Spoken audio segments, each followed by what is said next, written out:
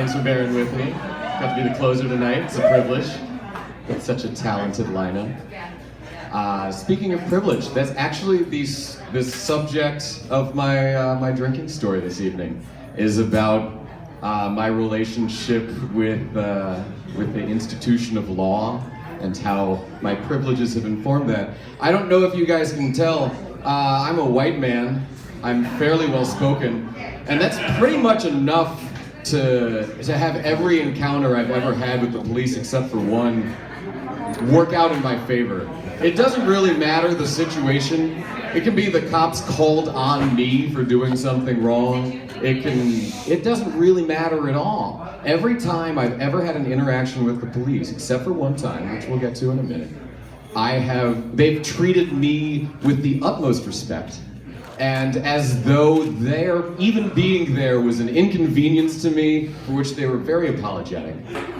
And that's just how I've been able to move through the world. It's not fair. I'm not claiming that that's somehow right.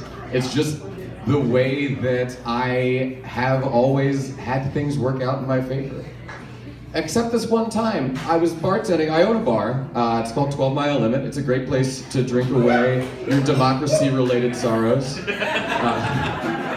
And I was bartending. I wasn't actually bartending that night. I was bar backing one night, which is a lot less responsibilities.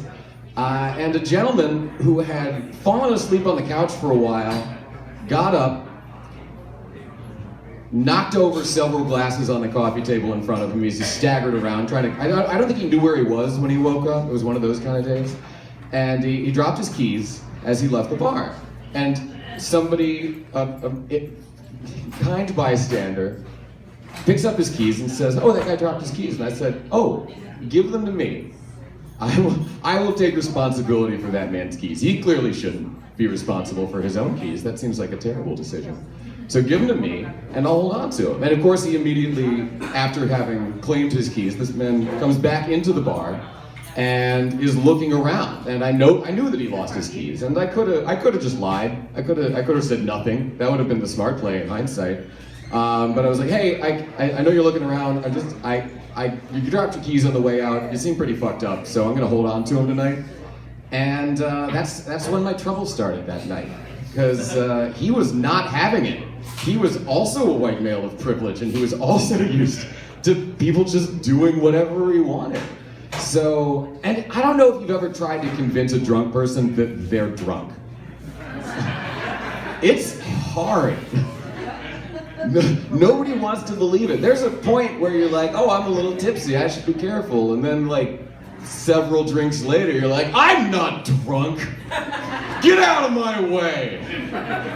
So that was kind of this guy's mindset. He was quieter though, and I actually don't know if he was really drunk, but his pupils were really dilated. I think I've seen a lot of people on a lot of things. I think he was actually on mushrooms. But the details are irrelevant. He should not have been driving, and I was not going to give him his keys, and this argument progressed. I offered him $20 for a cab ride. This is pre-Uber days, so there was no way he was getting home for less than $20. But I also offered him another $20 to take a cab to work the next morning, so he didn't have to come get his car until that next night. He wouldn't take the $40, which I'm sure we could have turned a profit on. I reparked his car. His car had been like parked up with one wheel on the curb. It was that move before he even got to the bar. And I was like, "Oh, your car's parked illegally? I can take care of that for you." So I reparked his car. And he was like, "You know what? No, I still want my keys." I was like, "Okay, no, not doing that for you, sir." And so he called the cops. That was his play. I was like, "Oh, great. I love cops. Let's see how this pans out." I don't want to sound like I'm being super judgmental about this situation, because I have made any number of terrible choices relating to drinking in my life. I no longer drink more than one a night is pretty much my limit these days. And it's not because I don't like it. I'll put it that way. It's the opposite of that, actually. Like it quite a bit. But it does make me, not make me, I made those decisions, but it didn't help. And there was a period in my life that I drove drunk a lot. I refer to that period as my 20s. Fortunately, we're on the other side of it now. Everyone was very grateful for that. My wife, not the least of which. She's here tonight, thank you for bearing with me through part of that 20s. And even I've driven drunk away from that same bar of mine. There was a night, maybe 2 weeks before that. Again, I was bar backing, and I was taking the opportunity to do cocktail research and development, which I don't know how many of you own cocktail bars, but it's the best excuse to get drunk at work, because you never know what's gonna go, you know? It's like, oh, reposado and sambuca, that sounds terrible, delicious, I'll inform you now. But contrary, if you take a shot of rum chata and like float a little 151 on top, light that shit on fire and drop it into a half pint of cider and slam it, sounds great, right? Shit was terrible. Rum chata curdled. I really had to power through that one. That was, but you know, I'm still a heavy drinker at the time. It's like that waste not, want not mentality, which is a terrible mindset. It's a terrible mindset. So anyway, that was one of those nights where it was like midnight. I was like, I've had a couple. I should probably call a cab to go home later. And then like 3 o'clock when we were actually closing the bar, I was like, I'm driving. And then halfway home, I was like, Saint. So I went to the Saint, and I don't remember leaving the Saint. I woke up on a curb next to my car, which had also been parked, one wheel up on the curb, lights on, engine still going, music still playing. There's a cop over me, and once I wake up and like sit up, and he asked me if I knew where I was, and I did. I was a block from my home, but I was having difficulty articulating that I knew where I was. And so he called an ambulance for me. It was very considerate of him. I could really use the help at the time. And that's the closest I've ever gotten to facing any legal repercussions for any of the myriad terrible things that I've done. I'm not defending any of those actions. I've endangered many lives, mine so many times over, and it's really bad. You don't want to do that. I'm not encouraging this kind of behavior. But if you're a white man, you can mostly get away with it. So, and yeah, I went to the hospital. I got an IV bag. I had a decent-sized medical bill a couple weeks later. But I'll tell you what. That was not the first time I'd ever parked my car somewhere stupid and then wound up being woken up by a police officer. And it was not the first time I wound up waking up on the sidewalk with any different number of authority figures inquiring about my health. But I will tell you, it was the last for both. That's actually the last time I drove drunk, and the last time I drank at work. But back to this gentleman who was demonstrating many of those similar behaviors. He called the cops on me. Didn't he know how privileged I am? So the cops come though, and he's outside, I'm inside, I'm still minding the bar. And so the cops speak with him, and they come inside, and the officer that responded flags me over, and he says, this gentleman says that you took his keys. And I said, yes sir, I did. Using that voice that everyone uses when they speak with the cops. It's like, oh, of course, yes, I did confiscate the gentleman in question's keys. And he said, you can't do that. And I was a little dumbfounded because I was pretty sure that's what you're supposed to do in that situation, but apparently not. And honestly, to be perfectly candid, the state of Louisiana is the one state in the country where the bartender is not liable if a patron drinks too much at their bar and then kills somebody on the way home. The bartender is in no way reliable in this unique state of ours. And I don't want to argue about whether or not those laws are right or wrong. I'm perfectly happy to avoid those responsibilities. But I'm pretty sure that even so, I was not wrong morally to have taken this gentleman's keys. Whether or not I had any legal standing is another question. The next question, so the cop said, you can't do that. I was like, okay. And then he says, why did you take his keys? And that's a question to which the answer I figured would be self-evident. Like, why does anyone take anyone's keys? He was incredibly hammered. And the cop asked, okay, how do you know he was intoxicated? How many drinks did you serve him? I was like, I don't remember the exact number, but I remember him passing out and staggering and demonstrating many of the signs of intoxication that I know we have both been trained to identify. And still, the cop said, I'm gonna need you to give him his keys. And I said, no. I will give you his keys, and you can give him his keys, and that's exactly what happened. I gave the cop this gentleman's car keys. The cop turned to the right, handed this gentleman his car keys. The guy got in his car, drove home. I was really expecting at that point there to be a second cop car.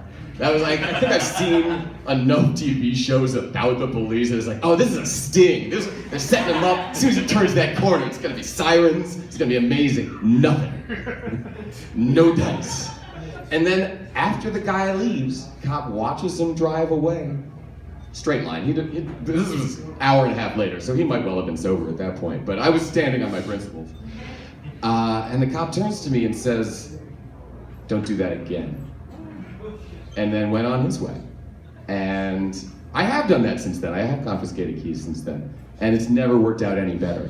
And that's literally the one time in my entire life of considerable privilege that the cops treated me as if I was the villain was the one time I wasn't. It wasn't the time I got pulled over while drag racing. It wasn't the time I got pulled over while actively smoking pot. None of those times. It was the time I tried to keep someone else from driving drunk. That was the one time that a cop came and treated me like I had done something wrong. And that was a strange encounter. But anyway, I just wanted to share that with you fine people this evening. Thank you very much. Aaron Cole, come see me at the bar. Have a great on election night. T. Coleman. Civilian, bartender, hero. All of those things. I like that you got to do some cocktail research. That was the bar that you own, so you have a little more access to it. Whenever I was limited to that, that was just my bar manager being like, for some reason, I ordered a case of Stoli Peach, so please find a way to not make that disgusting. What are you talking about? Stoli Peach is delicious. It tastes like those peach rings, but in liquid alcohol. All right, form. I accidentally ordered a case of Absolute Pear. Still good. All right, this guy's a very talented bartender, clearly way better than I ever was. Like you said, you like gave him money to get a cab home. I did that once with a friend of mine who lived in Madisonville, who I worked in the French Quarter with, and he was beyond drunk, but he has like a family. It's like I can't let this guy drive across the causeway. And so we sort of like went around the bar, collected enough money to send Roger back across to the North Shore, or so we thought. And he just got off his shift at work, so he had several $100s in his pocket because he had a good job. And the next day, it was like, hey man, did you get home today? He's like, yeah, my wife was pissed because I was broke. I was like, wait, what did you? We gave the cab driver like $60. And he's like, apparently I tipped him everything I made that night. And it's like, well, he had to deal with your belligerent drunk ass all across the causeway. He probably. The other time that I tried to keep somebody from driving involved a crooked cabbie as well. Actually, I called him in a cab. I told him I wouldn't give him his keys until he was in the cab. All right, so. And I didn't. I gave the cabbie his keys. So I gave the cabbie $20. I take this guy wherever he needs to go. Here are his keys. Give him his keys when he gets home. Yeah. And so he got a block away, gave the cabbie another $20 to just leave him there with his keys. So that cabbie made $40 for driving him drunk a block and then abandoning him on the side of the road. They just came back and got his car and drove home. All right, I have a crooked cabbie key story. All right. So it was Mardi Gras, like 2012. I live in the Lower Garden District. We were like leaving the French Quarter. It's right around Canal, but I was like, fuck it, I'm drunk. My buddy was drunk. I was like, I don't feel like walking. You can't walk all the way back to my house. Like, we'll just hail a cab. And the cab driver's like, $15 flat fee. I'm like, no, fuck you. Turn on your meter. I know how the laws work. Also, that's like a $6 ride at most. He's like, no, $15. Like, no. He's like, you have to pay. He's like, nope, not paying. So he like pulls over on Canal Street in front of the hotel. He's like, I'm gonna get the cops. I was like, cool, law's on my side. rock on, buddy. But also, I'm like, I don't want to deal with this, and my buddy is gonna like mouth off to the cops or whatever. So he runs off, left his keys in his ignition. So I just grabbed and told my buddy, run. Or walk as fast as you can. And we did, and we just got like a block up and I just tossed him in the gutter. So the guy tried to rip me off and I just fucked up his whole Mardi Gras. But that was a whole chain of keys. That was his house key. His car had to just sit there, he had to get it towed. Fuck that guy. Oh, he's an asshole. I'm the bad guy. He's trying to rip people off. All right. I think only people who like work. I think only people who work in bars are on my side on that story. Everyone else thinks I'm a horrible person. All right, but one last piece of advice. You said that you woke up by your car at the Saint. Oh no, I was most of the way home. Actually, I had gotten into my car. I'd driven 5 of the 6 blocks home. Okay. And then decided, no, I shouldn't be driving. I'm gonna take a nap on the curb here. All right, okay. So that's cool, because I was gonna say, I saw Dissolution years ago, and I just moved close within walking distance to the Saint. That's what I recommend you actually. Yeah, I'm gonna tell you. Yes. Walking home from the Saint, I've also fallen asleep on the sidewalk. I did that once That's a after the different show story, one yeah. time. Bad story. All right, guys. T. Cole Newton. He does a lot of great cocktail research, so head over to 12 Mile Limit.